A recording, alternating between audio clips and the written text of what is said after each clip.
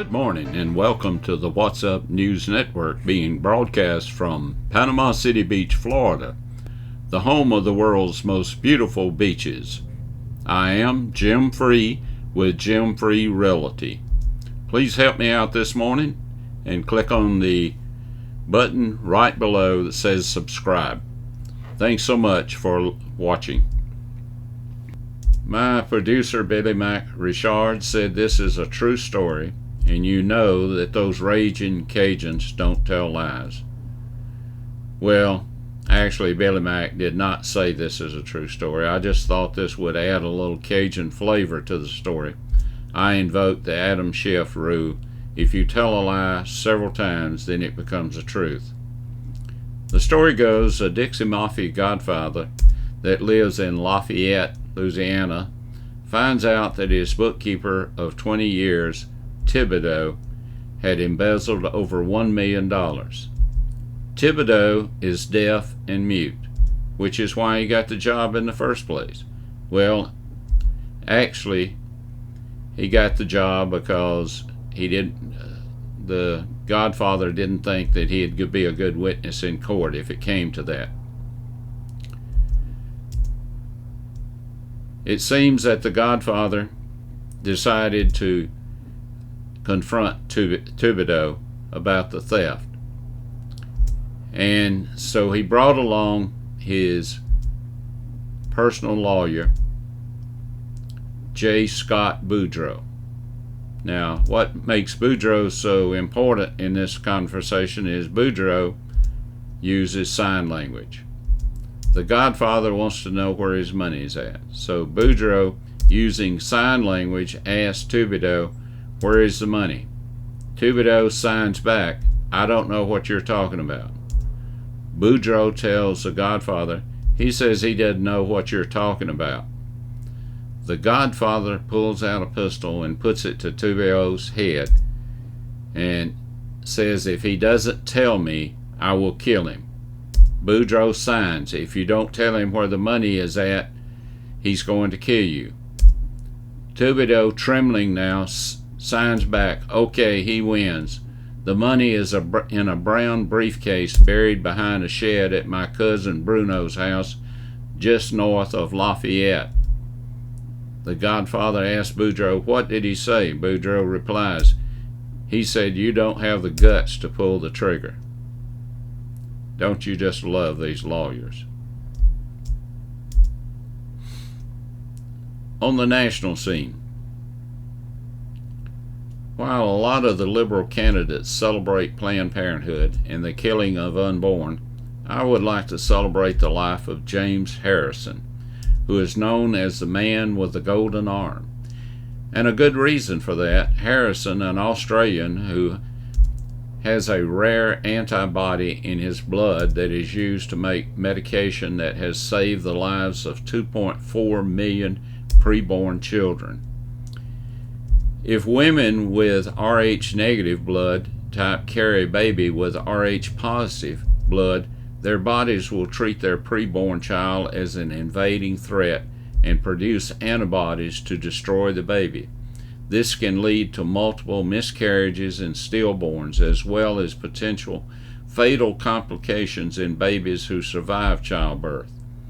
The discovery of how to treat these dangerous conditions came about in 1960, with the first mother received anti-D in 1967. The Sydney Morning Herald reports that over 60 years, Harrison made 1,173 donations.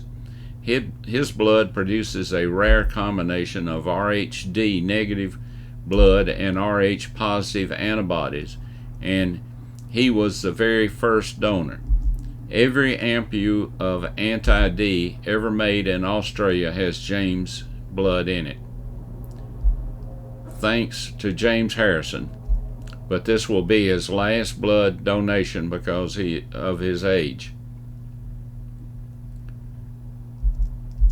Fear not appears in the Bible over 114 times, yet we still find ourselves being afraid. Recently, our senior pastors were in Juarez, Mexico, dedicating a facility that will be of great benefit to the people of that area. While they were away on the mission, our associate pastor, Dr. Warren Drake, spoke about fear. Admittedly, this has been the strangest year I have experienced, and it has caused a lot of people around the world to be consumed with fear, and many people have died because of fear.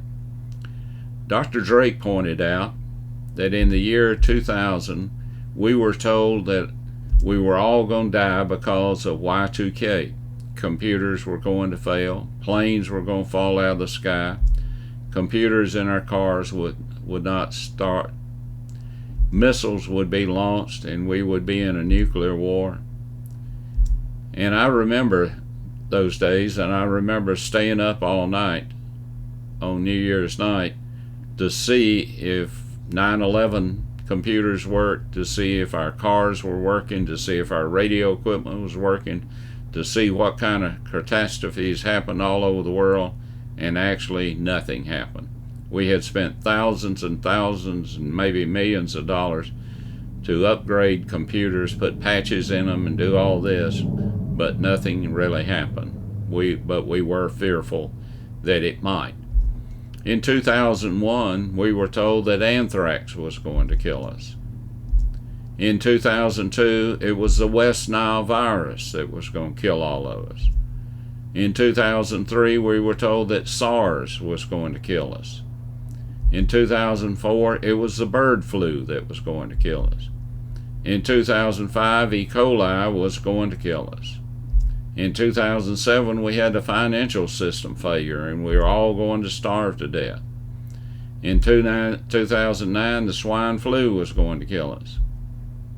In 2010, mad cow disease was going to eat our brains out if we ate any beef from mad cows. That never happened. In 2010, we were all on the beach looking for tar balls in this area because of the oil spill in the Gulf. We were afraid the oil was going to cover the beaches, it was going to contaminate the water, there were going to be mutations of sea creatures, everything bad was going to happen. In 2018, we experienced Michael that destroyed a lot of our area. Some 70% of all the structures in Bay County were damaged in some way. A lot of structures were completely gone. Some people lost their lives. But it brought the community together, and now we're healing. In 2018, we had a bartender from New York was elected to Congress, and she told us we would all be dead in 10 years because of climate change. You know, we listen to the news media too much because they're the ones that are promoting fear all the time. All negative stories and all fear. And a lot of people give in to that. I know better than to give way to fear, but I have a few times I remember answering a crime in progress call in a dark warehouse one night, and while I was in the dark warehouse I heard a pump shotgun rack. My heart was still racing even after I found out it was a fellow officer that had racked a shotgun. I have been trained to be cautious and not fearful. I still worry about the health and safety of my loved ones, and I need to overcome that fear. Annually in the U.S., there are 2,744,248 people die. Of course, that changes every year. But that's a lot of people who die. They die from different reasons. Some die from accidents, natural causes, all kinds of. The main character in that is heart disease. Vice President Biden wants us to follow the scientists. I think I will choose to follow the Lord, because the name of Jesus is more powerful than any virus, any disease, any accident, or any terrorist attack. When researching this program, I discovered that my life expectancy is 78.6 years. Since I was born in April of 1942, I did some quick calculation and found out I am very near the mark. It is all right to be cautious, but don't quit living for fear of dying of the virus. After all, we are more likely to die of heart disease, chronic respiratory disease, accidents, stroke, Alzheimer's, diabetes than we are of the virus. It seems that is the unusual thing that we fear so much. All have accepted that man will die, and some things we just accept. We don't stop driving our cars even though we know that approximately 45,000 will die this year in automobile crashes. I only have a couple of days before early voting starts in Bay County, and I can vote against all these socialist-leaning candidates, and I look forward to that. Until we meet again, may God bless you, your family, and this great nation that we live in.